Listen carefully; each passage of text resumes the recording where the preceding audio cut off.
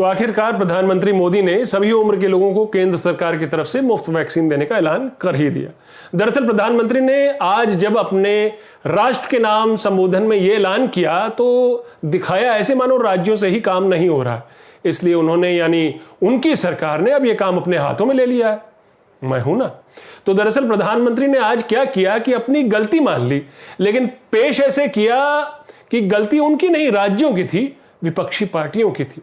चूंकि प्रधानमंत्री अपनी गलती कबूल नहीं कर सकते, क्योंकि वो ये मानते हैं कि वो कभी गलती कर ही नहीं सकते, इसलिए उन्होंने आज अपने संबोधन में इस मसले को केंद्र बनाम राज्य सरकार के विशुद्ध राजनीतिक मसले के रूप में रखा। जबकि हकीकत यह है कि अव्वल तो राज्यों को 18 साल से ऊपर के लोगों को वैक्सीन का काम सौंपने का फैसला ही गलत था, और विपक्षी पार्टियां खास करके कांग्रेस पहले से ही लगातार मोदी सरकार को सुझाव देती आ रही थी कि सभी उम्र के लोगों के लिए वैक्सीन केंद्र खरीदे और राज्यों को वैक्सीन लगवाने की जिम्मेदारी दे। हाथ कंगन को आरसी क्या और पढ़े लिखों को फारसी क्या। ये देखिए राहुल गांधी का 24 मई का ट्वीट है। इसमें राहुल गांधी साफ साफ कह रहे हैं कि वैक्सीन की खरीद केंद्र करे और वितरण राज्य, तभी हर गांव तक वैक्सीन सुरक्षा पहुंच सकती है। यह सीधी सी बात केंद्र सरकार को समझ क्यों नहीं आती, ये सवाल पूछा राहुल गांधी ने। बल्कि राहुल गांधी ने आज पीएम मोदी से एक और सवाल किया। मोदी ने कहा अपने बयान में कि 75% वैक्सीन जो है वो केंद्र सरकार खरीदेगी और 25% प्राइवेट अस्पताल खरीद सकते हैं। तो राहुल गांधी ने पूछा कि अगर मुफ्त वैक्सीन देनी है तो प्राइवेट अस्पताल को 25% का ये ठेका क्यों दिया जा रहा है? क्योंकि प्राइवेट अस्पताल तो चार्ज करेगा।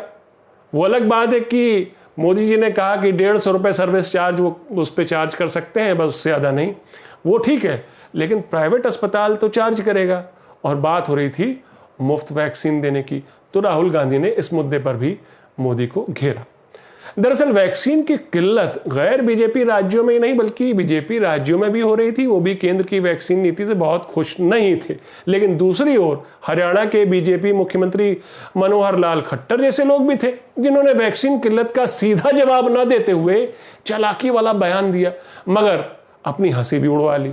बोले वैक्सीन अगर ज्यादा नहीं है तो उसके लगाने की रफ्तार भी उसी अनुपात में रखो। मतलब जिस तरह से वैक्सीन केंद्र सरकार की तरफ से आए उसी तरह से लगाओ, उसी अनुपात में।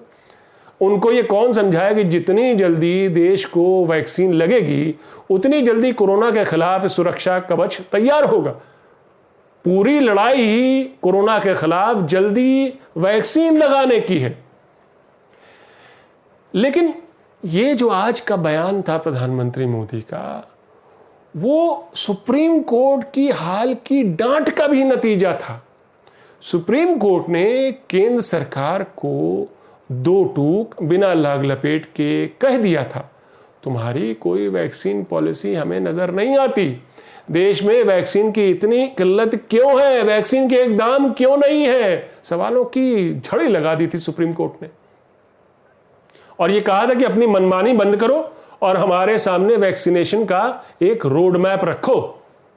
तो आज प्रधानमंत्री मोदी खुद देश के सामने हाजिर हुए और देश को आश्वासन दिया कि 2 हफ्ते के अंदर वो 18 साल से ऊपर के हर नागरिक को मुफ्त टीका मुहैया कराएंगे, वो यानी केंद्र सरकार। नमस्कार, मैं हूं आपका न्यूज़बाज प्रभात शुंगलू। मेरा आज का सवाल, क्या केंद्र सरकार को सभी उम्र के लोगों को मुफ्त वैक्सीन लगाने का फैसला पहले ही ले लेना चाहिए था? अपने जवाब हाँ या ना में जरूर दीजिएगा। याद है मैंने आपको इसी शो में सुप्रीम कोर्ट के उस कड़े रुख से रूबरू करवाया था भी 2 जून को। मानो एक हेडमास्टर एक शैतान और जिद्दी बच्चे को समझा रहा हो, उसे चेता रहा हो, ये तेवर थे सुप्रीम कोर्ट के।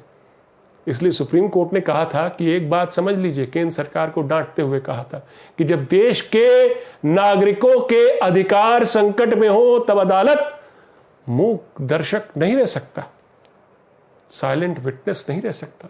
यानी तुम्हारी कोताही, तुम्हारे गैर जिम्मेदाराना रवैये का खामियाजा देश क्यों भुगते?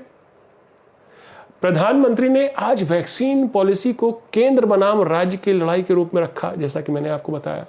तो उन्होंने राज्यों को ऐसे पेश किया मानो वो कोई जिम्मेदारी उठा ही नहीं सकते, जबकि हकीकत यह है कि केंद्र राज्यों को वैक्सीन मुहैया नहीं करा पा रहा था। कोविशील्ड या कोवैक्सीन की तो भारी किल्लत थी, कोविशील्ड की भी। आए दिन राज्यों को वैक्सीनेशन सेंटर बंद करने पड़ रहे थे। वैक्सीन को लेकर भी वैसा ही हाल था जैसे ऑक्सीजन सप्लाई को लेकर था। अस्पतालों में ऑक्सीजन को लेकर भी मोदी सरकार केवल राज्यों पर तोहमत मढ़ती रही। वही नीति उसने वैक्सीन वितरण में भी अपनाई। एक समय यह था कि वैक्सीन का इंतजाम खुद करने के चक्कर में राज्य सरकारों ने विदेशी कंपनियों से टेंडर मंगवाने शुरू कर दिए, मगर कुछ कंपनियों ने तो राज्यों के साथ बिजनेस करने से ही मना कर दिया। यही तो सुप्रीम कोर्ट ने भी पूछा था कि तुम्हारे पास 35,000 करोड़ रुपए का बजट है, तुमने बताया था, वो पैसा कहां खर्च हुआ? वैक्सीन शॉर्टेज क्यों है आखिर? लेकिन बावजूद इसके पीएम मोदी का आज का राष्ट्र के नाम संदेश अहंकार और बड़बोलेपन से लबरेज था।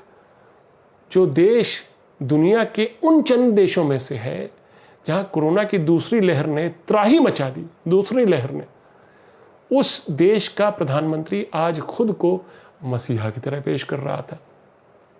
मैं हूं ना वाले अंदाज था। जो देश अभी तक अपने केवल 4% आबादी को ही पूरी तरह से वैक्सीन दे पाया है, उस देश का प्रधानमंत्री झूठ बोलने से जरा भी नहीं डगमगाया जब उसने यह दावा किया कि जिन चंद देशों में तेजी से वैक्सीन लग रही है उसमें भारत भी है।